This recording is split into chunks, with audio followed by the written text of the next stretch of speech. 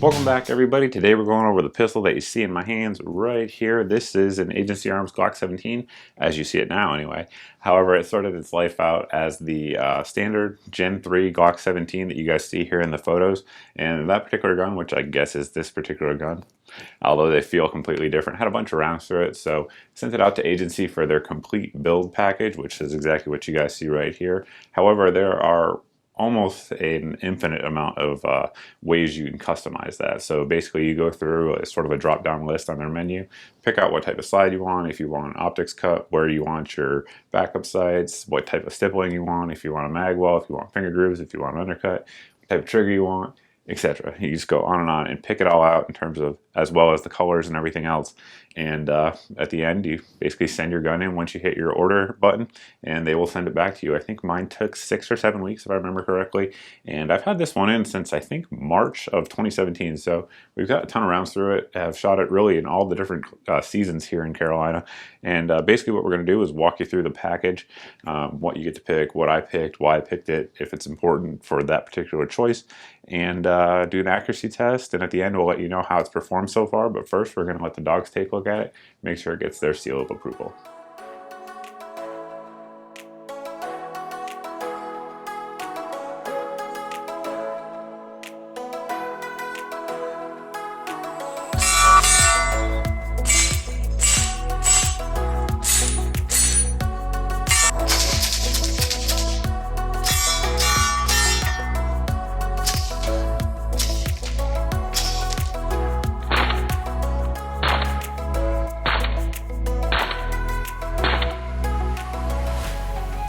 We're going to try to print a few groups with this gun here. There's definitely some things going for it. Obviously the awesome trigger, RMR, and aftermarket barrel. So we'll see how it all sort of works together here.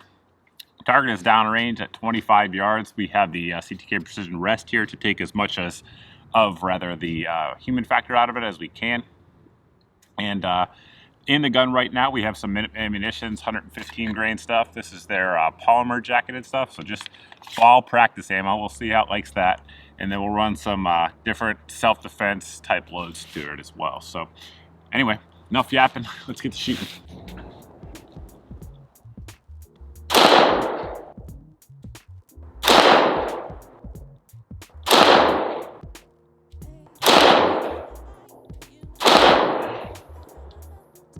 Actually, it doesn't look bad from here at that distance with that ammo. Next up, we have a couple of heavy per caliber loads. Both of these are going to be in the 147 grain. First up will be 5 rounds of the Browning BPX X-Point round, and then after that will be the Winchester Train and Defend 147 grain jacketed hollow points. So 2 jacketed hollow points, both 147 grain, and we'll see how they do.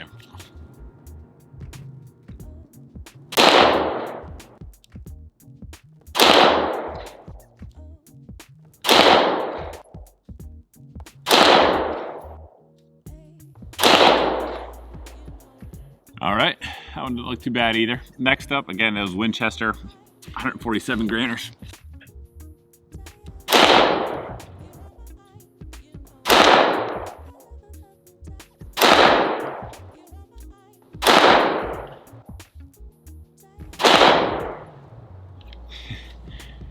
That's a pretty good group right there. Lastly, we're going to be running some 115 grain. This is the Federal Train and Protect ammo. It's a jacketed hollow point.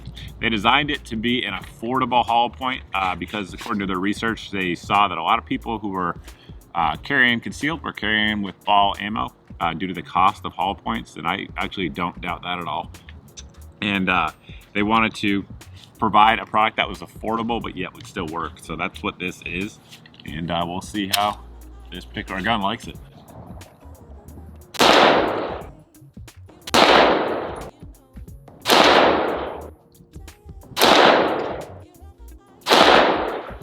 All right, let's go check them out.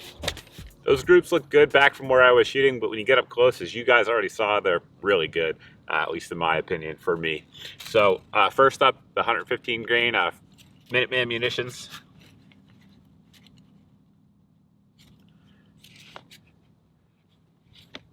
Right at 2.5 inches on that one. Then we went to the, I believe, the Browning 147 grain stuff there in the middle. And there is no question this barrel likes 147 grain. I'd say we figured that out at least. We're right at 2 inches on that one. This group right here may have been the best group I've ever shot with a pistol. If not, it's tied. I think my Wilson 1911, Wilson Combat 1911 printed a couple groups like this, but I mean, you can't do any better than that. That's an inch, really under, probably like 7/8 of an inch, center to center there, with that particular Winchester load. And back over to the Federal 115 grain stuff. Right at 2¼ inches there. So, I mean, all in all, those are good groups for me anyway. I'll take them and I won't complain. We'll start out here on the bottom of the pistol and work our way up and around. So we went with the Agency Magwell. I opted to have it Cerakoted in the same color there as the slides, so that way it matches up and kind of gives you a cool two-tone look, which this gun actually turns into a three-tone, which we'll get into here in just a second. But like most Magwells, it's going to offer a little bit of a surface there to insert the magazine, a little bit wider surface rather, so that way it'll aid in reloads. And with this one, I found that there aren't any magazines, at least not that we used, that can't seat properly with it. So with some magwells, for those that don't know, certain magwells, you can't sort of get them up there high enough to seat and properly secure in there on the mag catch. We've used this with factory Glock magazines, Magpul, and ETS mags, and had zero issues with any of them. So that is one good feature about the magwell for sure. Continuing to move up the frame, we do have the stippling job that you see here. The finger grooves were also removed on my model. Now that's up to you guys if you want to have it done or not. I removed it just to sort of see what that was all about. This was before the Gen 5 Glocks were out, and a lot of people were doing this aftermarket, so I wanted to kind of get a feel for it. But it feels good in the hand, as you guys would imagine. And we also have the undercut here on the trigger guard. Also the stippling done on the trigger guard itself. It's also sort of radiused off here on the edge. Probably the easiest way to sort of explain that, or see the differences rather, is with a stock Glock 17 that we have here. You guys can see it's much more squared off here versus the rounded edge. Same thing there on the undercut. It gets your hand up nice and high, which I do like as well. Along with the stippling, they also take part of it out, or they give you the option rather to sort of take part of it out and get this angle cut and this angled stippling on there. You can see here it's all sort of one piece sticking out as it goes in from the factory. And what I like about that is with two hands on the gun, it kind of gives you a ledge to sort of press down on, if that makes sense, when you're firing. So it just helps keep the gun in line and minimizes the gun's rise under recoil. So that certainly is good. Also on the magazine release here, I did have them relieve rather, and bevel it, so that way it's just a little bit easier to get a positive push in there on the magazine release. Now I didn't have them do an extended one, which they do offer, because I don't like extended mag releases. I tend to accidentally actuate them, but with the standard one and the cut, it still makes it very easy to rotate over and release that mag. One thing we have to touch on, of course, is going to be the trigger. So it does have the standard agency trigger in there. And in a second, we're going to sort of pull some components out and let you guys see what it looks like with the parts they replace with. But the trigger itself is nice. It does have the safety on the trigger, which actually does remain active. So you can see here, if I push on the sides a bit, it will not work. Some of the aftermarket triggers out there sort of negate that. And I think that's an error in my opinion. So I do like that agency does that. But basically, we have a little bit of a take up there that you see. A little bit more, and it breaks clean and really has almost no over travel. I do like that part of it. The reset here is very crisp, very tactile, and the trigger breaks right at 4 pounds on my scale. It's a little bit lighter, but not super light. I'm sure they could do that if you guys want a super light trigger, but I didn't request that because it's not really what I'm into per se. But it's definitely a much improved trigger over a factory Glock trigger, just in terms of feel and break and all that stuff. So you can see the factory Glock. You can kind of see when the trigger breaks on the Glock, it's there's a long area of sort of mush right here, and that's just not the case here on the agency. I'm not sure if it comes across on camera, but there's very little, if any, stacking that you get with the factory Glock. So that's the trigger. Again, we'll break it apart here in just a second with the details. For the slide work, I went with their Field Battle package. So they offer a number of different packages, some with the cutouts here and the lightning cuts on the sides as well as on top, or either one or both of those in combination. It's really up to you how you want to do that.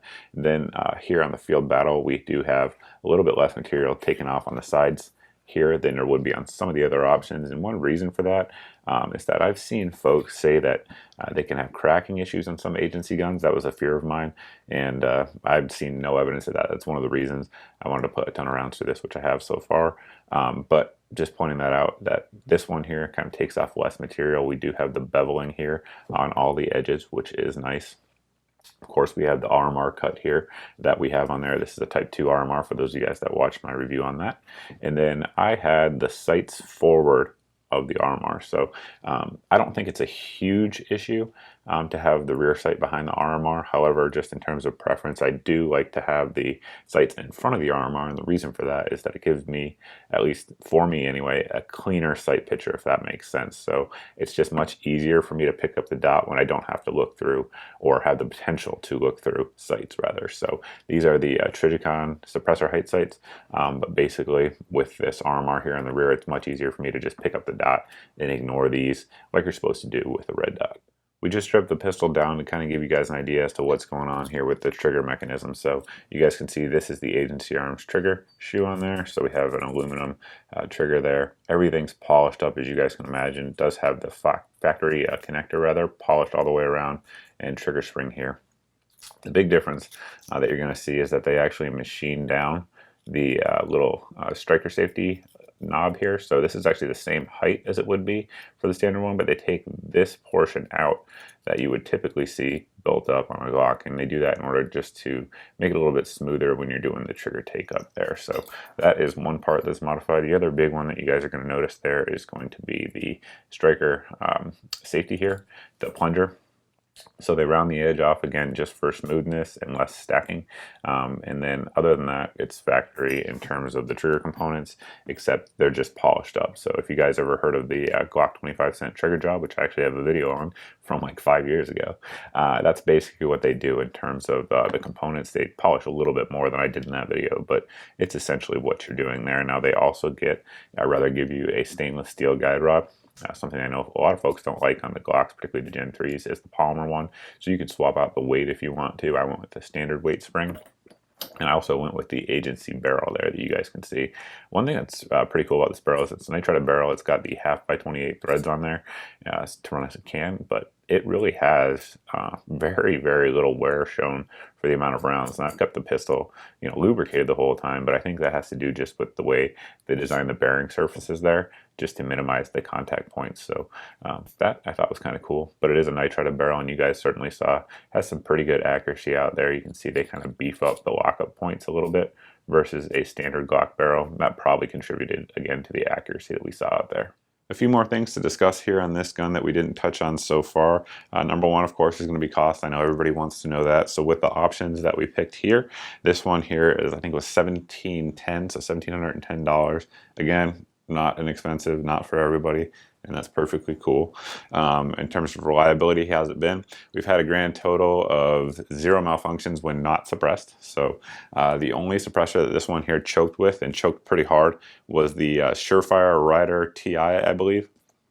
It would malfunction pretty frequently with that, and that was when I believe it was in the short configuration. In the long configuration, it did just fine. It did just fine with my Liberty Mystic X. It did just fine with my Liberty Cosmic.